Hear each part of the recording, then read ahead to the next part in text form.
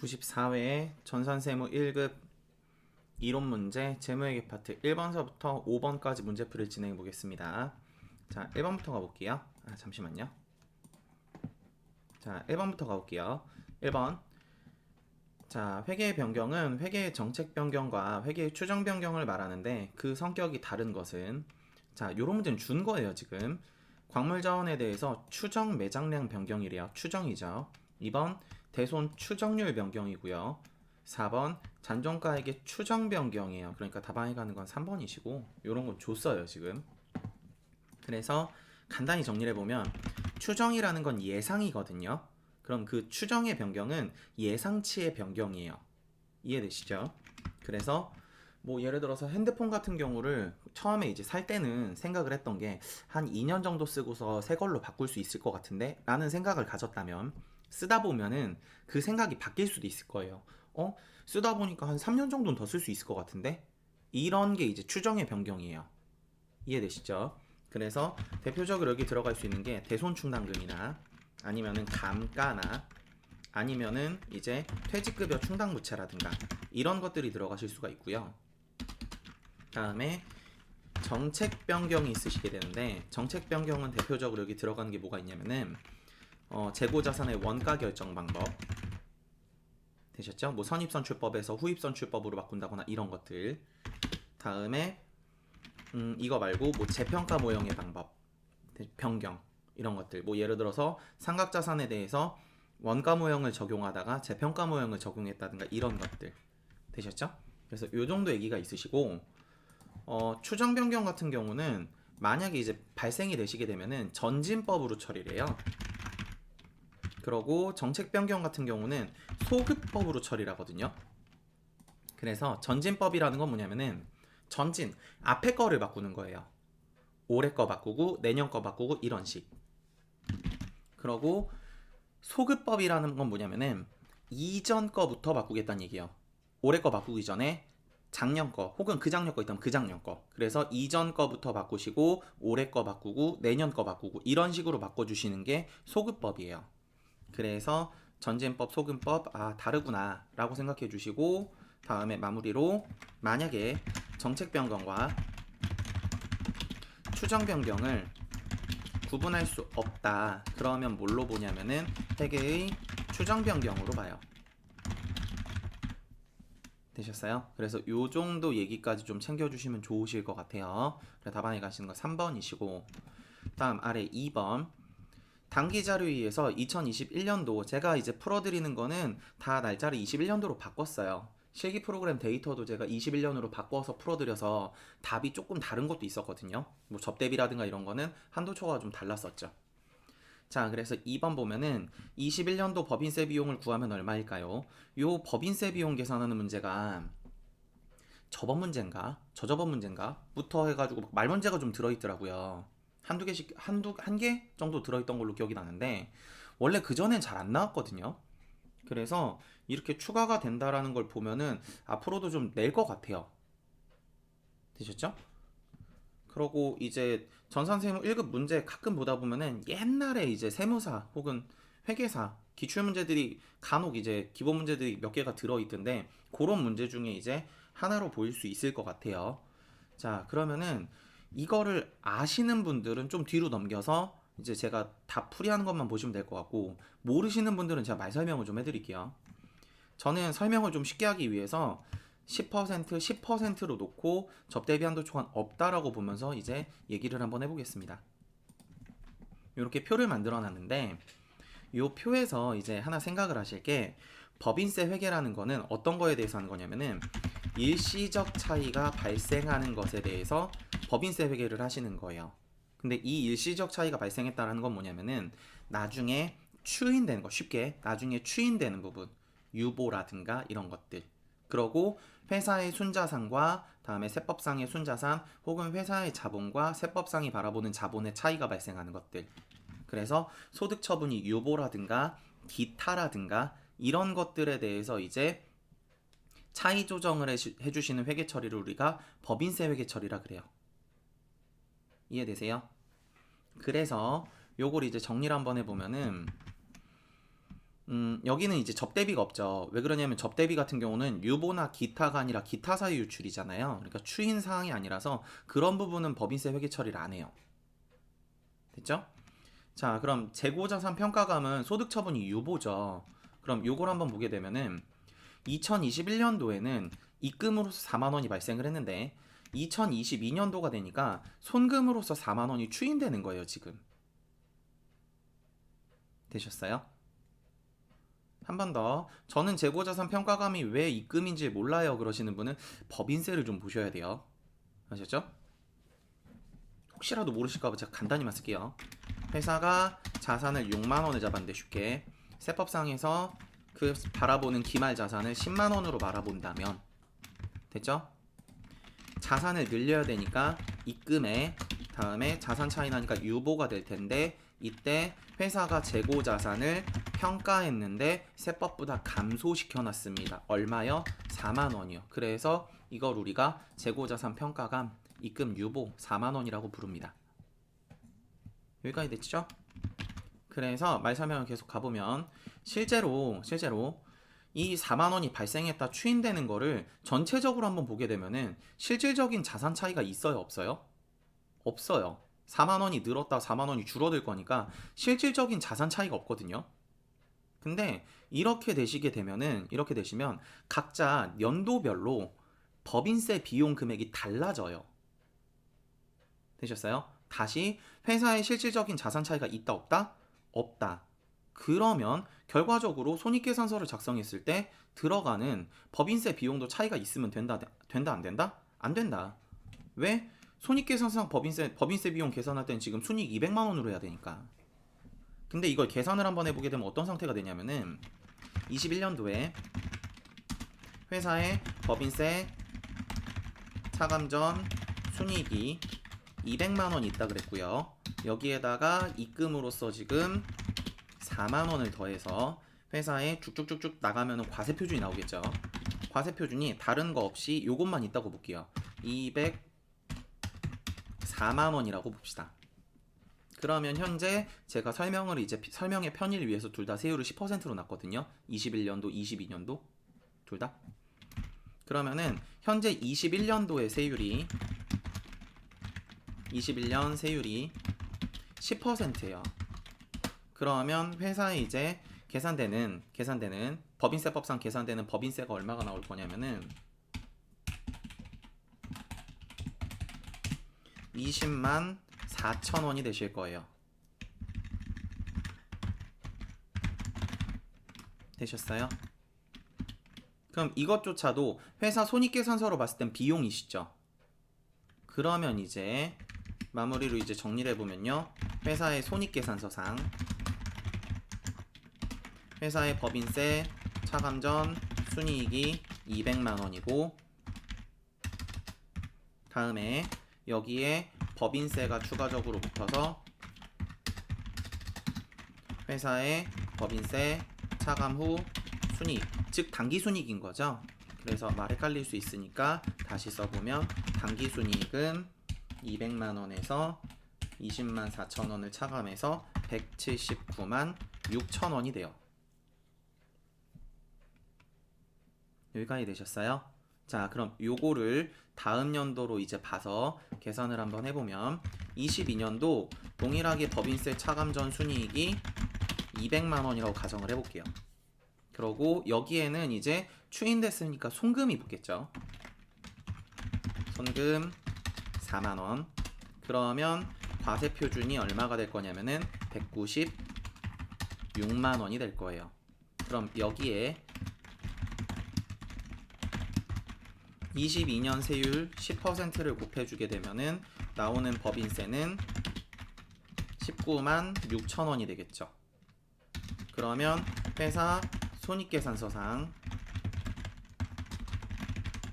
법인세 차감전 순이익은 똑같이 동일하게 200이라고 보고 되셨죠? 21년, 22년 둘 다 여기에서 법인세 차감을 해주게 되면은 나오는 당기순이익은 180만 4천 원이 될 거예요. 여기까지 되셨어요? 지금 당기순이익이 다르죠? 계산을 해보니까. 결과적으로 봤을 때 이 재고자산이라는 거는 발생했다가 22년도에 추인이 되니까 회사 장부에는 결론적으로 영향을 주면 안 되는 거예요. 되셨어요? 이제 재무회계에서 바라보는 관점이 그거예요. 지금 결과적으로 세무 조정을 했다가 어차피 나중에 추인할 거면은 결론적으로는 회사 장부에는 문제가 없는 거 아니야? 그럼 회사 장부에는 영향을 주면 안 되잖아. 세금 계산은 하되. 이런 입장이거든요. 그래서 이거에 대한 회계 처리를 할 때 어떻게 해주게 되냐면은 회사가 21년서부터 법인세를 지금 계산한 게 법인세 등 20만 4천 원을 계산을 했고 이 부분에 대해서 미지급 세금이 발생을 하실 거예요. 되셨어요? 그러면 이때 이연법인세에 대한 세금을 계산을 하셔야 되는데 내년에 들어가서 이제 상계돼서 없어져야 되는 세금을 계산하셔야 되는데 이거를 계산할 때 이연법인세 계산은 현재 지금 유보에 발생된 게 얼마가 있다고요? 4만 원. 되셨죠? 그러고 추인은 언제 되는 거예요? 22년에 지금 추인이 되는 거죠. 그래서 22년도의 세금 가지고서 이연법인세를 계산을 해요. 왜냐면 내년에 추인을 할 거니까. 그래서 4만 원 곱하기 10%를 해서 이연법인세를 4,000원을 계산을 해요. 되셨죠? 그러고 회계 처리를 어떻게 내냐면은 원래 이 자산이 이 재고자산이라는 게 손익계산서에 영향을 주지 않았다면 원래 계산돼야 되는 세금은 얼마인 거예요? 200만 원의 10%를 해서 20만 원이었던 거예요. 여기까지 되셨어요? 그러면 회사에 지금 법인세 21년도에 계산된 게 지금 얼마라고요? 20만 4천 원. 그러고 22년도에 계산된 건 얼마라고요? 19만 6천 원. 그럼 21년도에 계산된 법인세는요? 줄여서 원래 장부에 계산되어야 되는 20만 원으로 맞춰주고 다음에 22년도에 계산되는 금액은 19만 6천 원이니까 4천 원 10%를 늘려야 되셨어요? 원래 들어갔던 4만 원의 10%를 늘려야 20만 원이 맞아지겠죠? 그래서 22년도의 법인세는 늘려서 원래부터 없었을 때 계산해서 나와야 되는 법인세로 계산될 수 있도록 효과를 맞춰주는 작업을 하시게 돼요. 여기까지 되셨어요? 그래서 21년도에는 비용을 줄이고 22년도엔 비용을 늘려서 회계 처리를 어떻게 내냐면 차변에 당년도에 비용이 줄어듭니다. 그래서 이연법인세 자산이라고 회계 처리를 하시면서 4,000원 대변에 법인세 등 해서 4,000원의 회계 처리를 내요. 그러면 이 법인세 등이 재무 회계 처리 분계를 하면서 4,000원이 빠짐으로써 이 금액이 20만 원으로 변경이 되게 되고요. 그러고 당기순이익이 그럼 200에서 20만 원이 빠지니까 180만 원으로 맞춰지시게 돼요. 원래 없었다면은 계산될 법인세 금액으로 바뀌는 거예요. 되셨어요? 다음 연도도 마찬가지. 그럼 다음 연도에는요. 법인세가 지금 얼마가 잡혀 있냐면 19만 6천 원에 미지급 세금 19만 6천 원이 잡힐 거예요. 근데 원래 이게 없었다면 똑같이 법인세가 얼마라고요? 20만 원이어야 되겠죠. 그래서 전년도에 계산했던 이연 법인세 자산이 추인되는 시점에 같이 회계 처리로 뒤집어서 상계 처리를 해줘요. 그러면 차변에 법인세 등 4,000원이 올 거고 대변에 이연 법인세 자산 4,000원이 오시면서 법인세가 총 20만 원이 맞춰지시게 되죠. 그래서 여기에 플러스 4,000원을 하시게 되면은 20만 원이 되니까 당기순이익의 영향은 없었던 것처럼 계산이 돼요. 여기까지 되셨어요? 그래서 이런 식으로 이제 조정을 함으로써 재무회계상에서 원래부터 재고자산 평가감이 없었던 것처럼 어차피 발생했다가 사라져서 장부에 영향을 주지 않는 상태가 될 거기 때문에 처음부터 없었던 것처럼 효과를 주기 위해서 회계 처리하는 걸 우리가 이연법인세 회계라고 보시면 돼요. 여기까지 의의 괜찮으시죠? 그럼 여기까지 이제 이해가 되신 분들은 문제를 푸실 때 좀 정리하실 수 있는 걸 제가 찝어 드릴게요.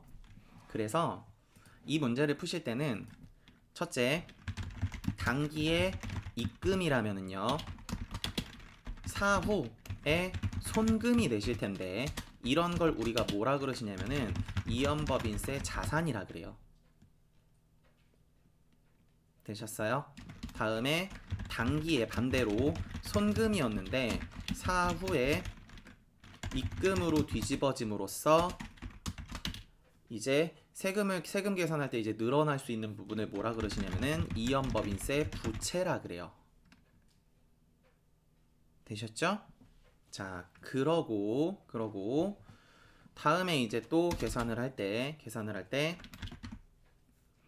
세율은 추인되는 시점에 세율을 곱하셔야 돼요.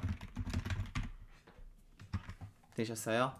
지금 나와 있는 게 21년도에 발생한 4만 원은요. 22년도에 지금 추인되는 게 보이시죠? 금액이. 그래서 22년도의 세율을 가지고 이연법인세 계산을 하셔야 돼요. 추인되는 시점에 대한 세금으로. 여기까지 되셨어요? 마무리. 그리고 인식하실 때는 이연법인세 자산은 미래에 발생하는 과세소득이 충분히 나와 있을 때만 이제 이연법인세 자산을 인식을 하셔야 돼요. 왜냐하면 사후에 손금으로 계산을 할 거기 때문에 나중에 당기순이익이 없는 상태라면 어차피 과세표준 계산을 하면은 세금 계산이 돼요, 안 돼요? 안 돼요. 법인세 차감 전 순이익에다 정확하게 이제 당기순이익부터죠. 당기순이익에 입금 더하고 손금 빼고 차가감 소득 금액 이렇게 가잖아요. 근데 당기순이익이 없는 상태에서 손금 금액으로 마이너스 얼마 빼게 되면 어차피 이 금액이 얼마예요? 제로예요. 되셨죠? 그러다 보니까 이연법인세 자산은 미래의 과세소득이 즉 당기순이익이 발생이 돼야지만 하셨어요? 발생이 돼야지만 이 부분에 대해서 계산을 하실 수가 있어요. 되셨죠? 만약에 당기순이익이 없으면 계산이 안 되나요? 아니요, 예외 경우도 있어요. 이거 말고 재고자산 평가감 말고 다른 이제 이연법인세 조정한 게 있었는데 그 중에 이연법인세 부채가 있다라면은 사후에 입금이 발생하고 손금이 발생하는 상태면 서로 상계가 돼요. 되셨죠? 근데 이런 경우는 제 생각에는 근래엔 안 나올 것 같고 보실 때는 요 정도 이제 첫 번째 이제 전자 설명드렸던 정도만 생각하시면서 하시면 돼요. 그러고 요거 제가 지금 적어드린 부분은 그냥 이해를 돕기 위해서 제가 적은 거지 이거를 그냥 막 세부적으로 막 들어가서 이렇게 이해해볼까 이러진 않으셔도 괜찮아요. 포인트는 뭐냐면은 요거예요. 되셨죠? 요거예요, 포인트는. 그래서 외우실 땐 요렇게 외워주시고 이제 문제 한번 대입을 한번 해볼게요. 자, 그러면 문제를 보면서 자, 현재 회사의 당기순이익, 법인세 차감 전 순이익이 얼마라 그랬냐면요. 200만 원이래요. 2021년도에. 되셨죠? 그럼 이 상태에서 자, 재고자산 평가감 아까 제가 입금이라고 설명드렸죠? 자, 입금. 그러고 접대비 한도 초과도 송금불산입인데 결국 입금 산입하고 똑같은 효과죠. 그래서 입금이 총 얼마다? 20만 원이다. 그래서 20만 원. 됐죠? 그러고 여기에 손금 빼고 다음에 차가감 소득 금액에다가 거기에 2월 기부금 한도 초과 더하고 다음에 2월 기부금 2월 기부금 한도 초과 아니죠. 기부금 한도 초과 더하고 2월 기부금 송금산 200 빼면은 각 사업연도 소득 금액 나오고 거기에다가 2월 결손금 빼고 비과세 소득 빼고 다음에 소득공제 빼시면 나오시는 게 뭐가 된다? 과세표준이 된다. 근데 우리는 그런 게 있다 없다? 없다. 되셨죠? 죄송해요. 뒤에서 댕댕이가 컹컹거리는데 양해 부탁드립니다. 자, 그래서 지금 나와 있는 게 과세표준이 이렇게 계산하면 얼마가 된다? 220만 원이 된다. 되셨죠? 그러면은 올해 세율은 얼만데요? 10%죠? 그래서 곱하기 세율 10% 하게 되면은 계산되는 법인세가 얼마라고요? 22만 원이요. 그러면 회사가 이거에 대한 회계 처리를 법인세 등 22만 원 혹은 법인세 비용이라 보셔도 괜찮아요. 자, 미지급 세금 22만 원이 될 거고, 이 상태에서 이연법인세 계산을 하셔야 되는데, 이연법인세는 소득 처분이 유보나 기타 정도만 되셨죠? 근데 접대비 한도 초과는 기타 사유 유출이죠. 그러니까 하실 필요가 없어요. 괜찮으시죠? 그래서 재고자산 평가 감만하면 되고, 지금 재고자산 평가감은 단기에 입금이 발생한 거고 사후에 손금이 돼야 되는 거죠. 그럼 제가 아까 이렇게 되면 뭐라고 부른다고요? 이연법인세 자산이라 부른다고요. 되셨죠? 그러고 현재 금액이 나중에 이제 추인돼서 없어져야 되는 부분이 얼마라고요? 4만 원. 근데 곱하기 세율 곱해야 되는데죠. 세율은 추인되는 시점의 세율이라 그랬죠. 그럼 추인되는 게 2022년에 추인된다고 적혀 있는데 세율이 몇 퍼예요? 20%. 그래서 이연법인세 자산이 얼마? 8,000원. 되셨죠? 그러면은 회계 처리할 때 법인세 등을 먼저 잡으려고 그러시면 헷갈리실 거고요. 이연법인세 자산의 증가는 무슨 변? 차변. 이렇게 잡으시는 것이 빨라요. 그래서 이연법인세 자산 8,000원 대변에 법인세 등 8,000원. 그러면 결국에는 차변 법인세 등에서 대변 법인세 등 상계하시면 남는 법인세가 얼마 남는다고요? 21만 2천원. 그래서 다방에 가시는 게 몇 번? 3번. 되셨죠? 아마 답지에는 상계 처리돼서 여기다 그냥 21만 2천원 이렇게 써 있을 텐데, 이렇게 두 가지로 써서 보시는 게 아무래도 보시기는 편하실 거예요. 되셨죠? 다음 아래 갑니다. 자, 3번 가볼게요. 3번. 당사는 2021년에 5월 아름사로부터 상품 대금을 받아 보관 중이던 50만 원의 어음을 이라고 적혀있네요. 그러면 우리 회사는 받으러음 아름사 그리고 대변에 상품 매출이라는 회계 처리가 5월에 있었대요. 그래서 이 어음이 얼마짜리였다고요? 50만 원짜리였다고요. 근데 21년에 6월에 매입처인 다음사의 상품 매입으로 어음을 배서양도 했대요.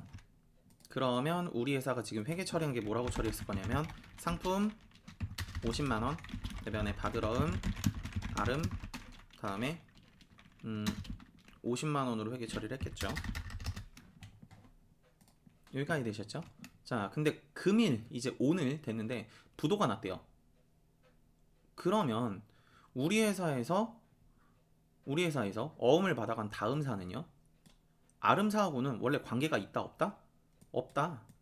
근데 우리 회사를 껴서 나는 다음사에서 물건을 사오고 다음사에다 아름사의 어음을 갖다 줬죠. 그죠? 그러고 나는 아름사의 물건을 팔고 아름사의 어음을 받았죠. 그럼 여기서 이제 질문, 이 다음사는 누구한테 화를 낼까요? 나한테 화를 내지 않을까요? 네가 돈 받을 수 있는 어음이라 그래서 내가 물건을 주고 어음을 받아왔더니 이 어음은 돈을 못 받게 되었다. 그럼 누구한테 돈을 내놓으라 그럴까요? 나한테 내놓으라 그러겠죠. 그래서 회계 처리를 한번 이제 생각을 해보게 되면 제가 다음사한테 줬던 어음을 다시 받아오는 상태가 나올 거예요. 되셨어요? 그러고 당좌 수표 발행해서 지금 돈을 줬다 그랬죠. 그러면은 대변의 당좌예금으로 얼마를 줘야 된다고요? 원래 주기로 했던 50만 원에 대해서 제가 돈을 줘야 되는 상황이 나올 거예요. 어음으로 돈을 못 받았으니까. 그래서 이런 상태의 회계 처리가 한번 나올 텐데, 연달아서 이제 어떤 상태가 나오게 될 거냐면은, 그럼 저 받을 어음은 돈을 못 받는 상태가 됐죠. 그럼 저 어음을 우리가 뭐라고 부른다? 부도어음이라 부르시죠. 그래서 부도어음과 수표, 계정 과목으로는 부도어음과 수표죠. 근데 저는 부도어음이라고만 쓸게요. 자, 그러고 나서 대변에 이제 이 받을 어음은 이제 의미가 있다 없다? 없다. 왜? 돈을 못 받을 것 같은 상태니까 표시를 해줘야 된다고요. 그래서 대변에 받을 어음 없애주면서 금액은 얼마가 될 거냐면 50만 원짜리가 없어지고, 여기에서 뒤에 보면요, 부도 관련 비용이라는 게 있어요. 이 어음이 부도가 나시게 되면은 거절 증서나 이런 것들을 쓰시는 경우들이 있거든요. 그렇게 되시면은 그 증서 쓰시는 비용까지도 저 부도엄에 엎었다가 나중에 회사의 상태가 회복되면은 같이 돈을 돌려받으실 수 있어요. 그래서 대변에 들어가시는 게 당좌예금으로 전부 냈다 그랬으니까 당좌예금으로 우리 회사가 3만 원을 추가 지출을 더한 거예요. 되셨어요? 그러면 이제 차변에 들어오는 부도엄은 얼마가 된다고요? 합쳐서 53만 원. 근데 여기서 이제 마무리 회계 처리를 할게요. 답은 53만 원이에요. 그래서 근데 마무리 회계 처리를 하게 되면은 요만큼이 하나의 회계 처리거든요. 그럼 차변에 받으러옴, 대변에 받으러오면 받으러옴을 쓸 필요가 있다 없다? 없다. 되셨죠? 그래서 차변 대변 받으러오면 의미가 없어지고 조금 줄여서 차변 대변 받으러오면 의미가 없어지고요. 회계 처리로 보게 되면은 차변에 부도원, 대변에 당좌예금, 그래서 53만 원씩 이렇게 회계 처리가 되실 거예요. 되셨죠? 답안에 가는 거 1번 53만 원. 자, 다음 4번 가볼게요. 자, 4번 다음 자료를 보고 국채의 취득원가를 구하시오. 요거 이제 끝수이자 문제인데 우리 회사가 지금 취득한 거 언제 취득했냐면은 7월 1일에 취득했거든요. 근데 이게 발행 날짜가 1월 1일이래요. 자, 그러면 이제 그래프를 한번 생각해 보게 되면은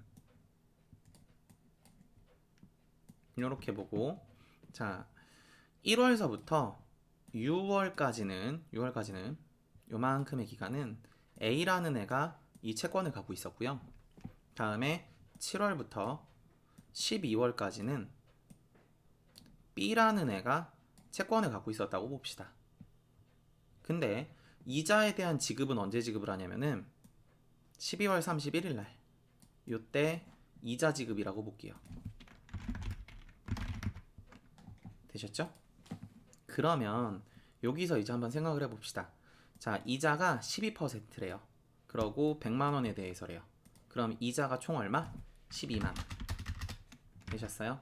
근데 그 이자는 몇 년치 이자라고요? 연이율이니까 1년치 이자라고요. 그래서 요만큼의 이자가 12만 원인 거예요. 그러면 요걸 보면서 이제 무슨 생각이 드냐면은 결과적으로 마지막 이자 받는 시점에 이 채권을 들고 있는 사람은 누구예요? B죠. 근데 B는 1년을 갖고 있었어요? 6개월을 갖고 있었어요? 6개월을 갖고 있었죠. 근데 이자는 몇 년치를 받는 거예요? 1년치를 받는 꼴인 거예요. 이해되세요? 여기까지? 그래서 채권을 매입할 때 B가 이제 무슨 짓을 해야 되냐면은 A가 원래 가지고 있던 기간 되셨어요? 6개월의 이자만큼 됐죠? 이게 그럼 결과적으로 절반일 거니까 6만 원이죠. 6만 원만큼을 B가 A한테 먼저 줘요. 그러고 나서 B가 1년치인 12만 원을 받게 되면 되셨어요? B가 받은 이자는 12만 원인데 그 중에 지가 A한테 얼마를 줬다고요? 6만 원이요. 그러면 실제로 자기가 수취했다고 인정되는 이자는 얼마가 되는 거예요? 6만 원이 되는 거예요. 왜? 몇 개월을 갖고 있었으니까? 6개월을 갖고 있었으니까. 이해되세요? 무슨 얘기인지? 혹시 이해 안 되시면 한번 더 돌려보세요. 아셨죠? 그래서 B는요 채권을 매입하면서 A한테 이자를 먼저 지급하게 되는데 그걸 우리가 뭐라 그러냐면은 미수수익 6만 원이라 그래요. 왜? 지금 당장에 B는 A한테 이자를 줬지만 그 돈은 아직 절반 시점에 요 절반 시점에는 되셨어요? 아직 이자를 받았다 못 받았다? B가 못 받았다. 이걸 언제 받을 건데요? 12월 31일에. 그래서 나중에 채권에 대해서 이자를 받을 부분입니다. 그래서 그걸 미수수익이라고 회계 처리를 하고요. 다음 그러고 실제로 지금 돈 지급한 게 얼마래요? 취득가액은 102만 원이래요. 그래서 현금 102만 원인데 이 금액 안에는 뭐도 포함된 거라고요? A에 대한 이자 6만 원도 포함된 거라고요. 되셨어요? 그래서 차변에 국채 매입가액은 자, 단기매매증권이나 매도가능증권이나 만기보유증권 어떤 거로 쓸 수도 있을 텐데 지금은 문제 안 나왔어요. 되셨죠? 그래서 저는 그냥 만기보유증권이라고 쓸게요. 그래서 만기보유증권은 그럼 얼마가 된다고요? 차변 대변은 같아야 되니까 96만 원. 4번이 되시는 거예요. 여기까지 되셨어요? 그래 답안에 가시는 거 4번. 다음 또 갈게요. 자, 아래 5번 갑니다. 자, 5번.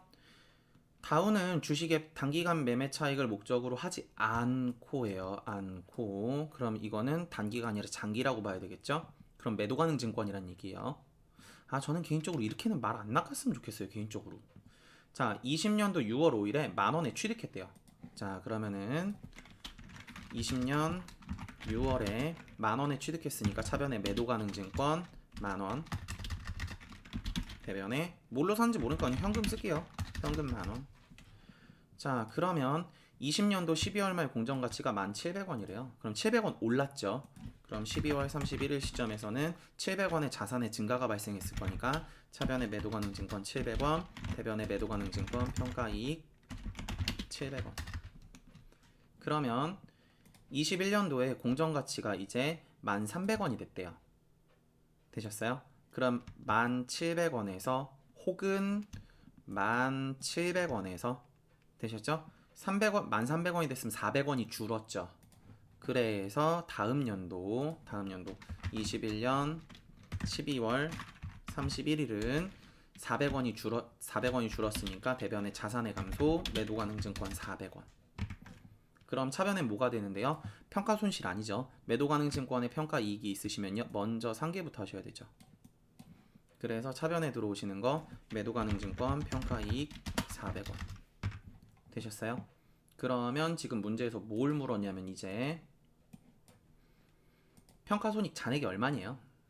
되셨죠? 그럼 잔액은 얼만데요? 700원이 있다가 400원이 없어졌으니까 평가이익은 300원 남았겠죠. 답안에 가시는 거 1번. 괜찮으시죠? 자, 그래서 여기서 끊고 자, 원가 파트에서 다시 하겠습니다. 자, 수고하셨습니다.